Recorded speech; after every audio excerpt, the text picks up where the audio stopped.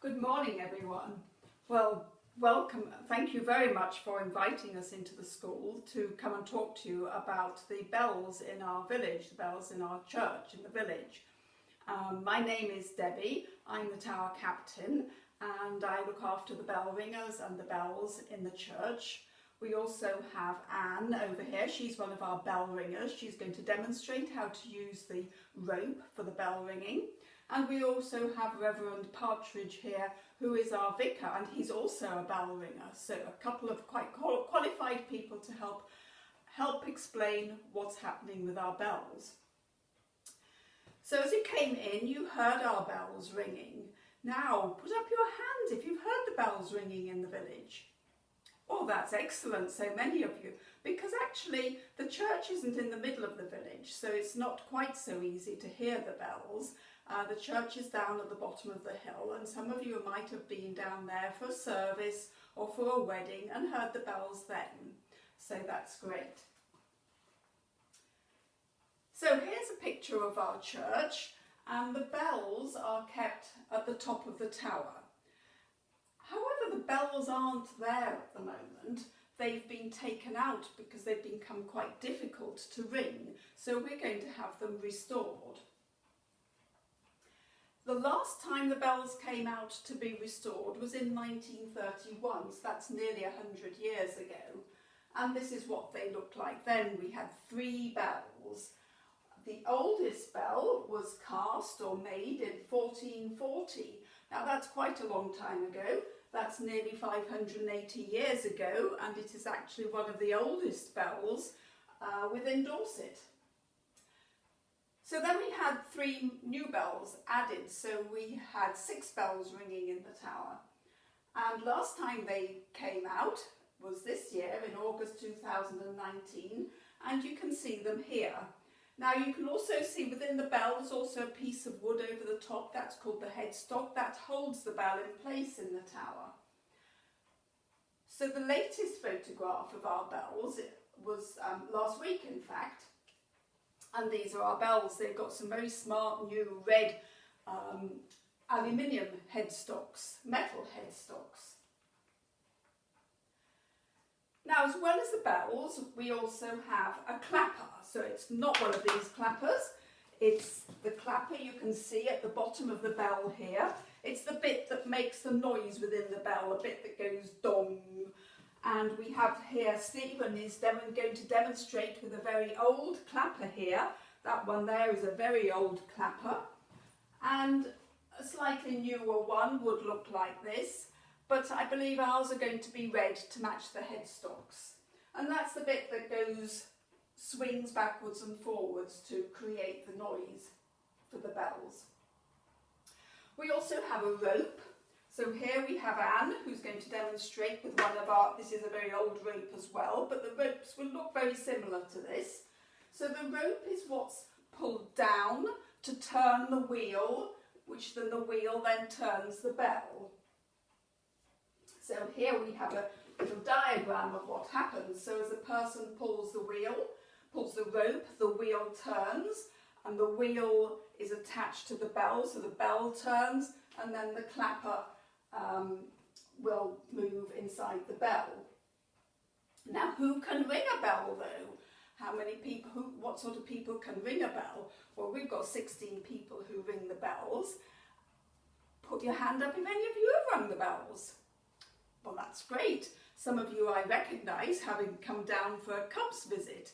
Now, you can ring a bell as long as you can reach the rope. Now, very often, even some grown-ups need to stand on a back box like Anne has here. So she's going to be standing on a box to ring the bell. So that's quite safe. So as long as you can reach the rope, you can ring the bells. And it's probably, depending on everybody's size, around the age of 10 upwards. So this could be you. You could come down and have a go at ringing the bells and come and join our band and create a new hobby for yourselves. Now, the bells are quite heavy. Our bells aren't too heavy, but our lightest bell is called the treble, and that weighs 157 kilograms. That's quite a lot of bags of sugar. In fact, if you add all your bags of sugar up together, you've got about the weight of a giant panda. So that's our smallest bell. Our next bell is our number 6 bell. So it's the 6th bell, 1, 2, 3, 4, 5, 6. That's called the tenor. And that's 398 kilograms. And that's about the weight of a hooded seal. So that's quite heavy. Now we're going to do a little demonstration. We've brought the rope to show you. We've brought a very old clapper to show you. But the bells are really too heavy to bring to show you, as you can see. And also we don't have them. This is a photograph of me looking at one of our bells up in the Bell Foundry, which is where they're being restored, and that's in Loughborough in the Midlands. So we couldn't bring the bell to show you, so we brought a model bell to try and demonstrate what happens. Our bell, our smallest bell, is a little bit bigger than this, obviously in 3 dimensions. And the wheels, probably the biggest wheel probably comes round to about here. So it's quite a good size to demonstrate. Now what happens is, as Anne over here is pulling on the rope, the wheel starts to turn round and it goes backwards and forwards and backwards and forwards. And the clapper underneath, you can see being demonstrated over there, goes backwards and forwards. And it's really quite heavy. It's a little bit like a swing. When you're on a swing, it's quite hard, isn't it, to get up high. But once you're up high, you've got the momentum and it's much easier. You don't have to swing your legs quite so much. So as we go higher and higher and higher, our bell turns round, and as the clapper hits the side, it goes bong, and then it comes all the way round. Then we have what's called a stay, which is a piece of wood, which just touches a slider, and it stops it from going round and round. And then you pull the bell again, so this is much easier. This is like when you're on the swing, and you've got right up to the top, so that the momentum is much better. And it's much easier to ring, and you come all the way round and the slider stops it from going round and round in circles again. So when the bell is like this, it's called the bell up, and that's when we're ringing it. The hardest bit is ringing the bell up to be in its upright position, and that's quite difficult. That's the most hardest. But to ring a bell, what we call full circle all the way round, isn't quite so difficult. So that's how the bell works.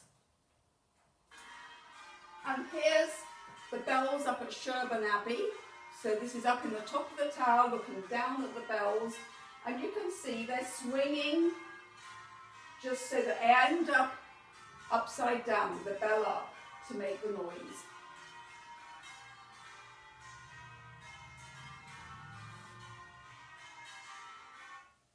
Well, now our bells should be coming back next week, and hopefully we'll put some posters up and you'll be able to see which day you could come with your parents to come and see them.